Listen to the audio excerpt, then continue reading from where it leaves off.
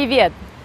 О сегодняшнем моем госте мои коллеги часто пишут «молодой выдающийся таджикский спортсмен». Ну, а я бы о нем сказала, что это человек с повестки дня. Ну, а кто это, вы скоро сами все увидите.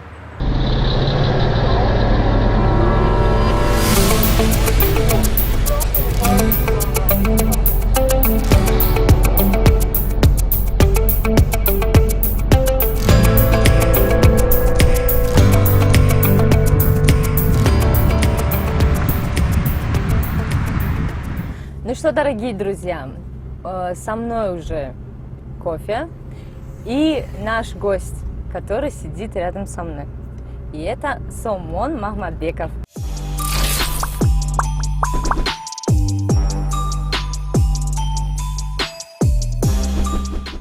Что, Сомон, как настроение? Да, все хорошо, спасибо. Спасибо, что пригласили на программу.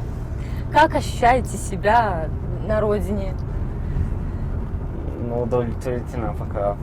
Очень нравится, честно говоря. Это красивый город. Я понял то, что у меня столько болельщиков, столько болеют за меня, переживают. Честно говоря, я не ожидал такого. Каждый раз, я когда приезжаю сюда, смотрю, тут все развивается, все, очень быстро. Здесь, я думаю, один из самых, не знаю, красивых городов в Центральной Азии.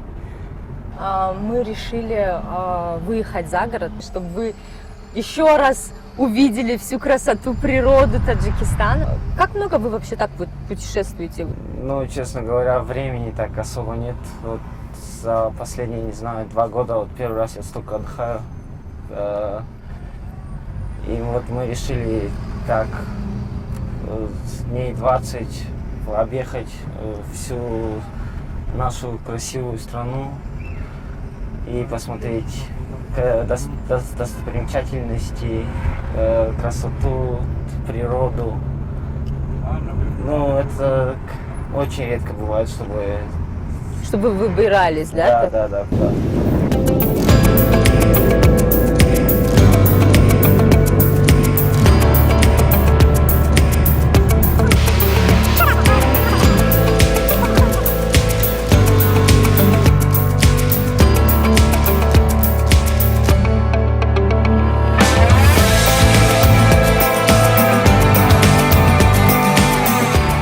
Довольно-таки на сегодняшний день логичный и ожидаемый, наверное, вопрос.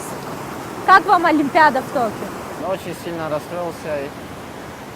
Вы сами понимаете, Олимпиада может быть раз в жизни. И я, иншаллах, надеюсь, что в 2024 году я смогу оправдать свои ожидания, ожидания своей семьи, своего народа и взять олимпийскую медаль в Париже. А в Токио просто, не знаю, немного не получилось. Немного ошибся в третьей встрече, пропустил прием и не смог отыграться.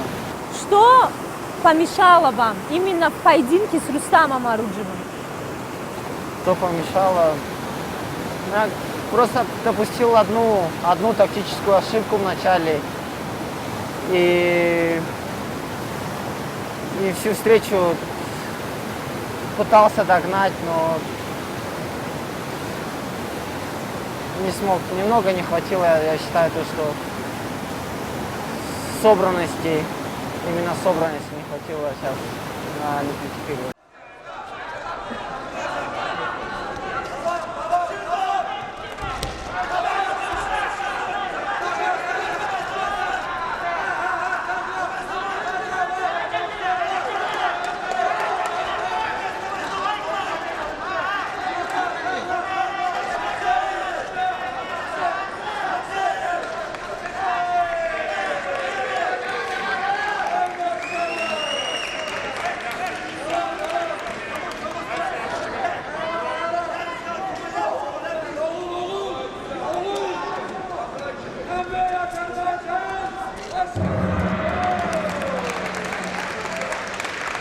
я так себя настраивал, как на обычный турнир.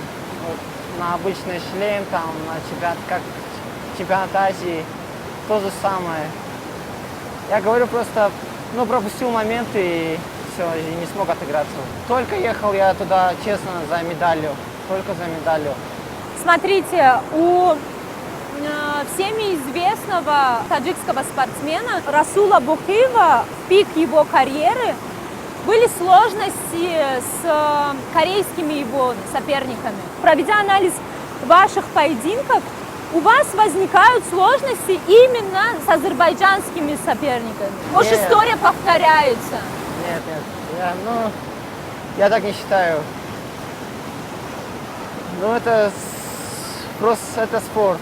Тут можешь выиграть ты, можешь выиграть, можешь проиграть. Я так не думаю, что есть вот такая закономерность, что именно с какими-то вот с азербайджанцами там тяжело бороться, с этими бороться, с японцами. Тут я такого не считаю так. А что было с Хидаятом Гейдаровым? С Хидаятом, там 50 уже шло дополнительное время, как вы помните. И на 8-й минуте усталость, наверное, сыграла ключевую роль. Я ошибся так, и он поймал на контрприеме меня. حیران و حیرت زده نشان میدهند که چرا همین عملکردهای سامان محمدبکو به این نوبت گرفته نمیشود. اینجا ببینید هزاران ژاپنی برای هنری شایسته ورزشگر تاجیک کف میکوبند و سامان محمدبکو رقابت را ادامه خواهد داد. و این هدایت حیدرов است که خستگیش ببینید که چگونه ظاهر میگردد. رقابت خیلی طولانی شد، مدت 12 دقیقه می شود تخمینا و یک عملکرد جذاب در اینجا می باید. نه اینجا هلوک از بین نتیجه نبخشید از سیکومی. ببینید که چون نیرو و قوه و توان از موشک‌های ورزشگران خیلی کم شده است، از این خاطر اگر می توانست به اسیکومی توجه کند سامان شاید موفق می شد. اما روش های کار در زمین به مدت 20 ثانیه نگاه داشتن حریف و گلدن سکو است. اما چیلوچ واقعا تو این مدت سامان محمدبکов ایستادگی کرد. Какой на самом деле человек Сомон Мамадбеков в жизни? Я сам по себе такой, наверное, стеснительный. Такой я человек. Не медийный точно. Нет, не медийная личность, я такая, да. Что вы больше всего цените в людях? Много друзей у вас? Да, у меня достаточно друзей. Но главное, чтобы он был честный со мной. Как в братских отношениях, можно так сказать. И так и отличаю, что он друг, не друг, чтобы он не предавал, чтобы можно было полагаться на него в любой сложной ситуации. Расскажите немного о том, как вы выбрали дзюдо.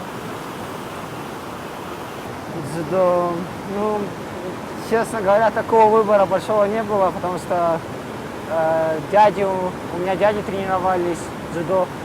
Только они начали с очень позднего времени. Они начали очень поздно, и у них мечта была, чтобы воспитать чемпиона мира, олимпийского чемпиона. Я и мои братья хотят, чтобы эта мечта сбылась. Потому что они идут к этой цели всю свою жизнь, они этому всему посвятили. Сначала я тренировался здесь, в Таджикистане, с 5 до 7. Тренировался самбо. Потом в 7 лет дядя меня забрал в Иркутск с собой. И я начал, можно так сказать, там профессионально уже тренироваться дзюдо. А так вначале тренировался самбо здесь. Самбо. То есть вы начали с самбо? Да, у Шарифа Сулаймана я тренировался. в этом году в Гранд-сламе Казани вы вышли на татами со своим двоюродным братом Махмадбеком Махмадбеком. کاملا فرق میکند در زینه خیلی پایان است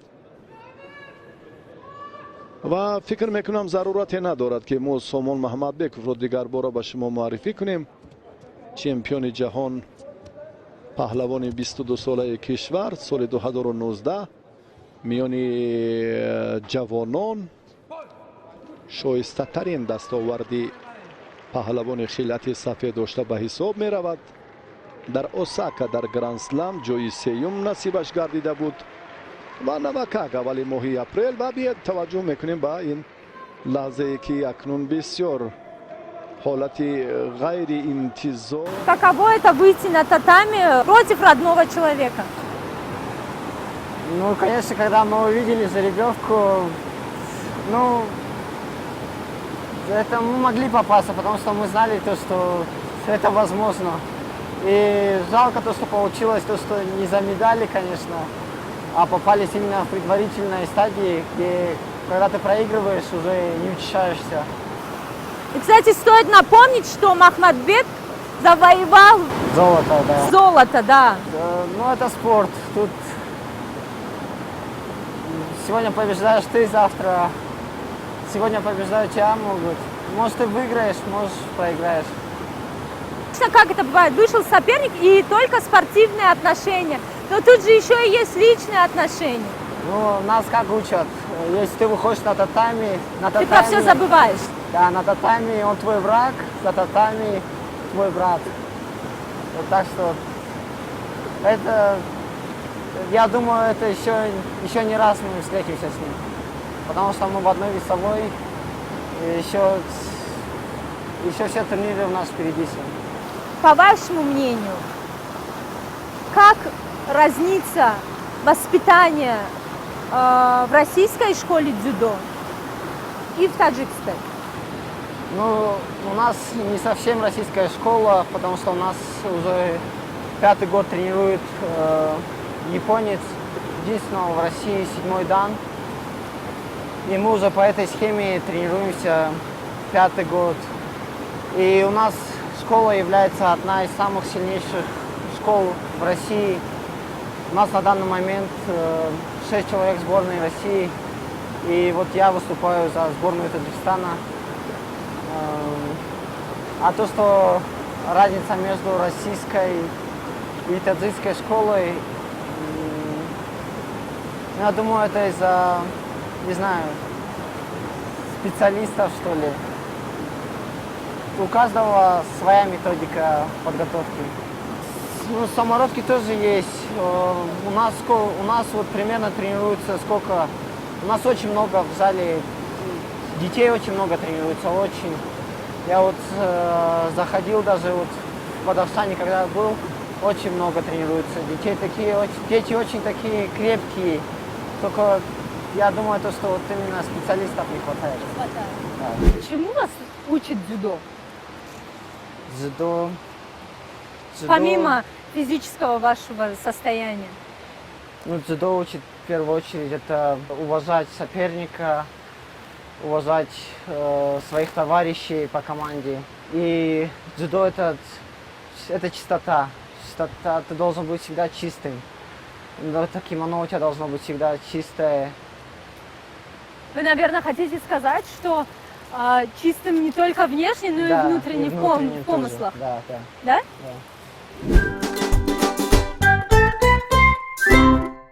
Приехав после Олимпиады в Токио, вы уехали в Горно-Бадахшанскую автономную область и выразили инициативу создать школу по дзюдо и обеспечить ее профессиональными тренерами. Откуда появилась эта инициатива и вообще как пришла эта идея?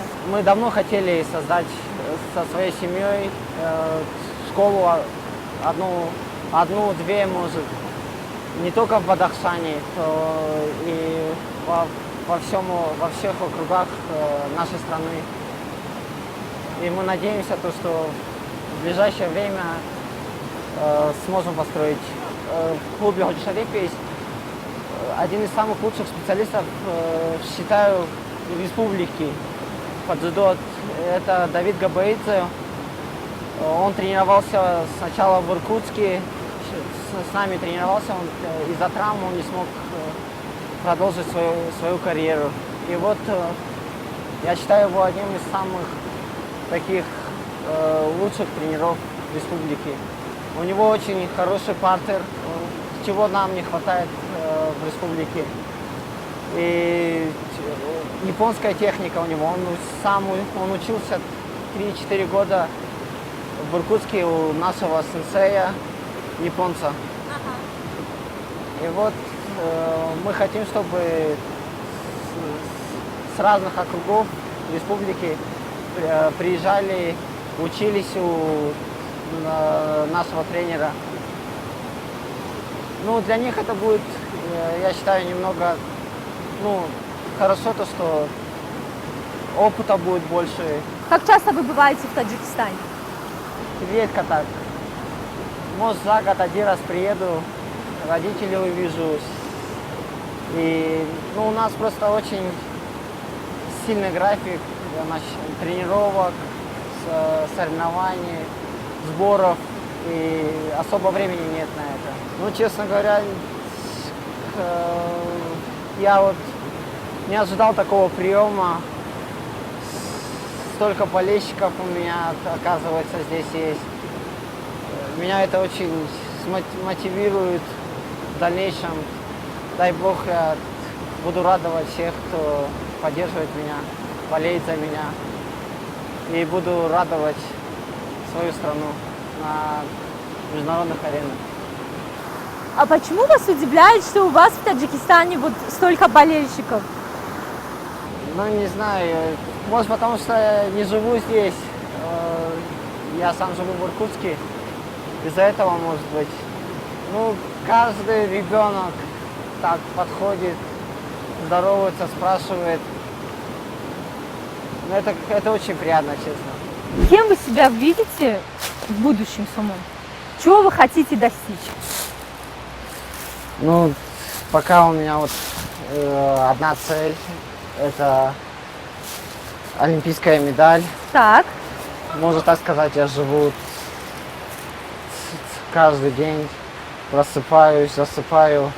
Только одна мысль – это завоевать олимпийскую медаль. Допустим, вы завоевали олимпийскую медаль. Что дальше? Не знаю, бизнес, наверное, какой-нибудь открою. Спорт тоже бросить, наверное, будет тяжело. Потому что вы всю жизнь. Я всю жизнь в этом спорте. А то, что в будущем, наверное, где-то за городом, отдельно от всего, там, на природе там побывать, охотиться. Не охотиться, на лошадях как покататься там. Это я люблю так. А так посмотрим, не буду загадывать вперед. Время покажет.